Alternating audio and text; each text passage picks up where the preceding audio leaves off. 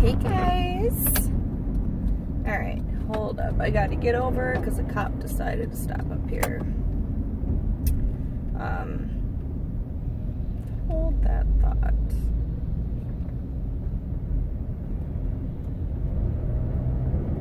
It's like looking at the bridge or something. I thought today we'd talk about like a more serious kind of chat. And it is mental illness, which I suffer from.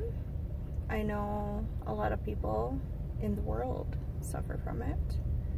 And yet, people think that it's like a plague and nobody wants to talk about it. But you know what? It's life. And it's not a death sentence. It's nothing to be embarrassed about.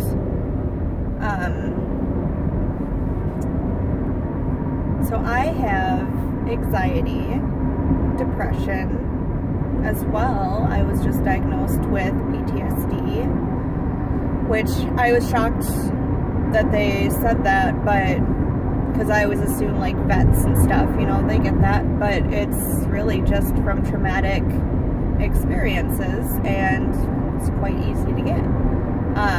So I'll kind of break down everything.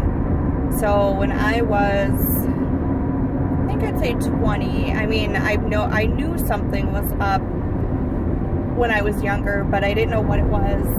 And then I kind of like was Googling and stuff, and it was saying like anxiety and depression. And I remember telling my dad, and I'm like, I think I have that, you know. And he was like, no, it's just all in your head. Like, just get over it. So for many years, I just kind of thought, it's all in my head. Like, I'm just weird, you know.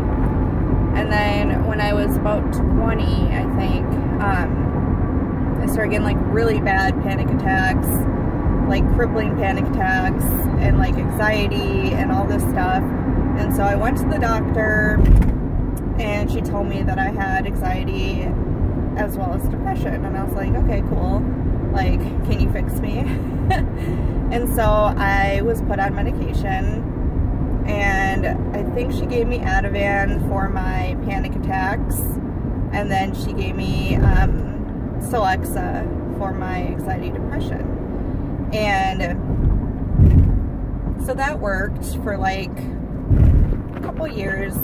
And then when I was pregnant, it was unsafe to be taken after like the 3rd month or something. So I got off of it, and then, you know, everything was fine. And then I had my daughter, and I felt great. Like, I was really worried that I would get like postpartum, you know, because I already had depression and stuff, but I felt amazing. So I had her when I was 24, and then at 27, I started getting panic attacks really bad again, and just really anxious. Like, it was so bad, like I just couldn't even function. So I went back to the doctors, and they put me back on Ativan and Celexa, and the Ativan actually triggered even worse panic attacks. So, which the doctor said that can happen. So I stopped with the Ativan, and then I stuck with the Celexa. And then this year, depression got real bad, real bad. I mean, I usually suffer from like the panic attacks and the anxiety. This time it was straight depression.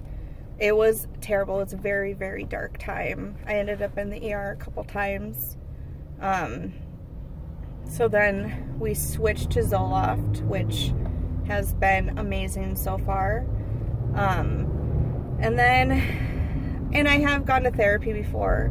And so I went back to therapy, even saw whatever's up above a therapist, like that they can prescribe meds and stuff.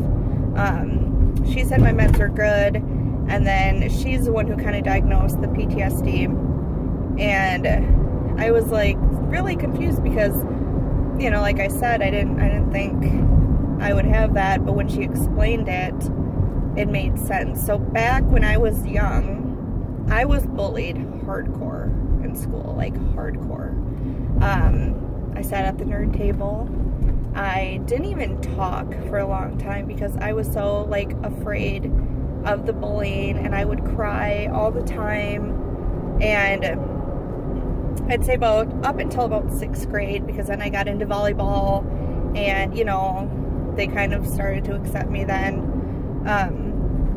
So I mean, the bullying was so, bullies are such idiots. And fun fact, the one time when I think I was 21, I went to a bar, and I never went to this bar before because I heard it was a bunch of people I would know, like from the bullying times.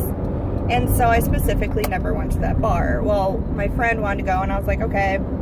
So we went, and 2 boys, one in particular that really bullied me a lot. Guess who he was hitting on all night? Me.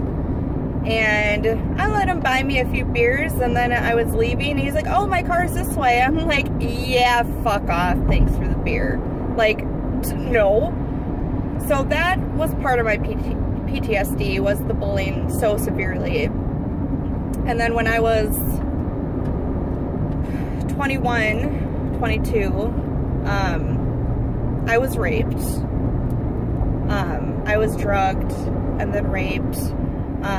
I knew the guy. All I know his name is Ken.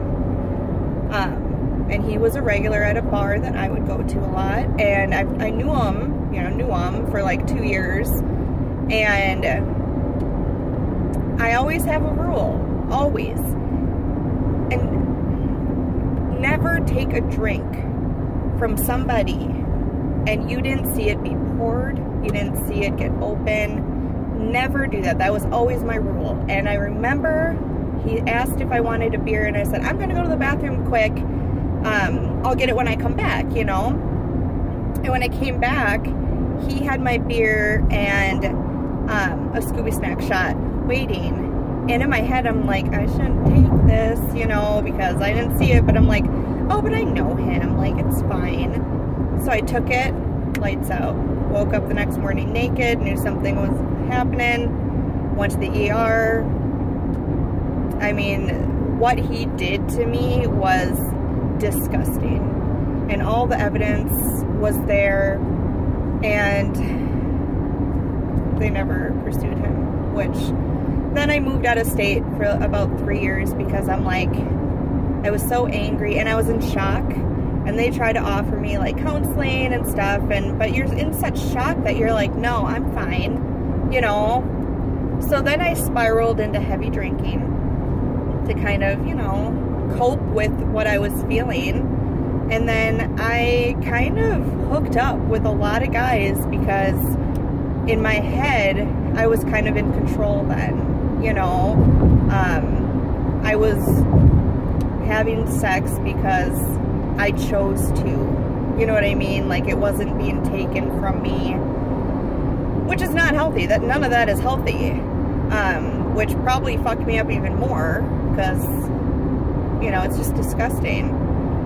So then, you know, that all plays a big part. And now where I'm living right now, one of the grocery stores I like to go to is a block away from where the rape happened and a block away from where I lived.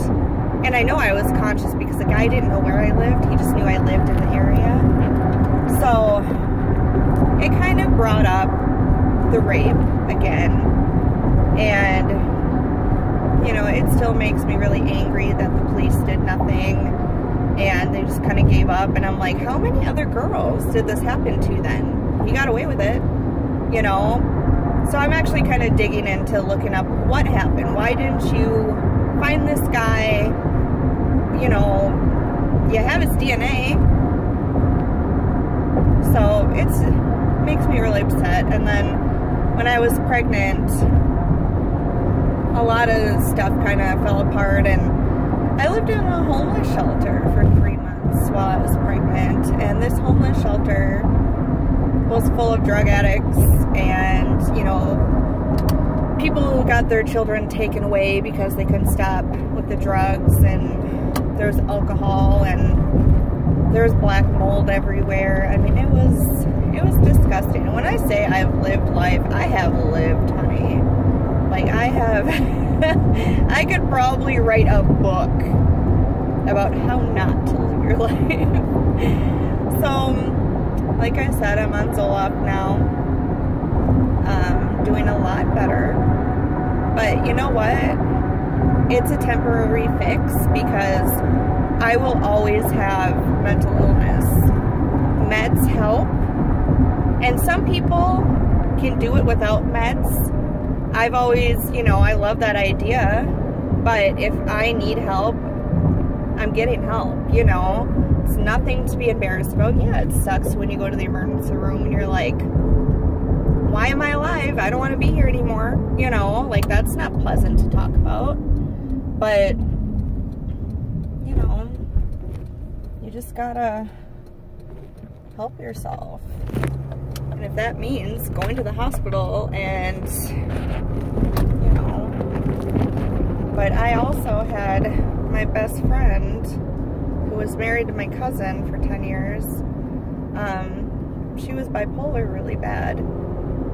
And she kind of spiraled the last, I'd say, 6 months. Me and her had a falling out because during her spiral, like, me and my cousin always had her back. Like, you know, we're like, she's sick, you know, kind of, did she fuck up? Yeah, but, you know, that's not her. And she kind of really screwed me over. And I was like, I'm done. I can't be your friend anymore. Like, we can't, you crossed the line, you know. And it sucks. And I thought eventually maybe we can, you know, rebuild the relationship, whatever. But we never had the chance because I woke up at 4:30 a.m. to pounding on my door, and my mom and sister, my sister kind of just fell on in, and she was pregnant at the time, so I'm like, oh my god, the baby's coming, you know, but then I'm like, why would you be here and at the hospital? And then my mom walked in and said they died. And I obviously assumed, oh my god, they got in a car accident, you know, something happened.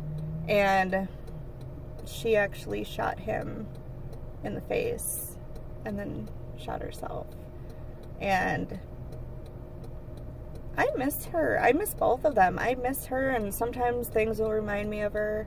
And even though how angry I was with her, you know, in the back of my mind, I knew she was sick, and I just really hoped that things would eventually get better. And in our case, we never got that, you know? And it sucks. And my cousin, I mean, they were 31 and 32 years old.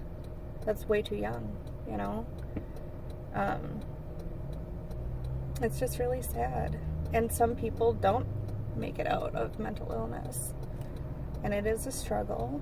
And it's a very tough situation to be in. But there is help. And there are people that understand. I mean, my mom kind of understands it, but, you know, but my dad, he gets that I call it sick. He, like, gets that I have that, I'm on meds, but he's always like, just get over it. Just get over it. I don't get what you're going through, you know? And he doesn't. And I've tried to have my therapist, like, try to inform him, you know, and my dad just, he doesn't think things, you know, can be as messed up as they can be. And, you know, that I'm kind of to the point that I'm done trying to explain to him, because, you know, he's never gonna understand. If you don't have it, you don't fully understand it. Even, I mean, I told him, like, Google, you know, educate yourself, but he doesn't. But there is help. You're not alone. And, you know, you can have a full, happy life. I mean, you can vent on here. I've been through a lot of shit in life, and you know, it does get better.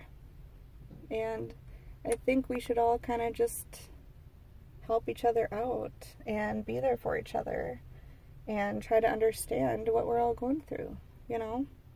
I mean, it's kind of a deep thing we've been talking about, but that's life and that's my life. And, you know, we can learn from our mistakes.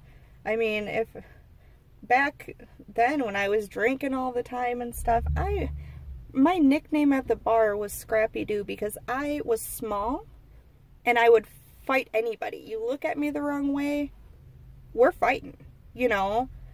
And I was mean. Like, I never lost a fight, which is bad. And it never even had to get physical most of the time. Like, I was just so mean. But, you know, fast forward to now, and that's not me anymore, you know?